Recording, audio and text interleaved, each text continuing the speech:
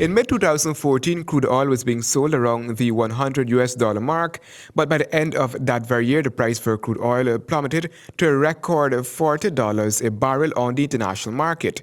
To the latter part of last month, the price for crude oil has been rising and falling inconsistently, reaching as close as $55 a barrel. On the international scene, analysts do not expect oil prices to reach that $100 mark for 2015.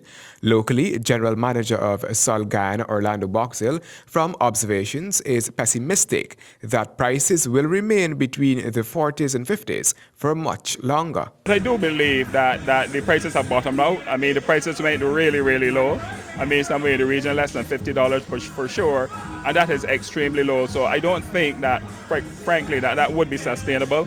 I think that the prices certainly would go back up, but to the extent of where they were before, I doubt very much. Oil, like any other commodity, is subject to demand and supply, and if there is excess supply, market prices will fall. What determines whether the oil prices fall or they go higher? What determines that? I mean, that is a really, really good question. A really good question. I mean, obviously, there are certain influential exporters of oil, Saudi Arabia and those countries.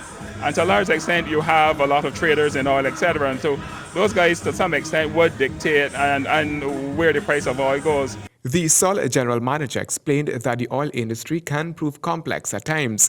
He said too that with existing surge in oil production, efforts were made to have oil-producing countries cut back on production, but that never came through. The reduction in oil prices has significantly affected the economies of countries like Guyana that depend heavily on oil. Oil can be such that it has not only economic implications, but they might be political and otherwise. While oil prices dipped since last year, Guyanese did not start to benefit at the pumps until this year, after several calls were made for prices at the pumps to decrease. By next week, GPL consumers are also expected to see a 10% reduction on electricity bills, as that sector seeks to pass on some of the benefits. On the other hand, transport operators have all refused to lower fares. Handel Duncan, HGP Nightly News.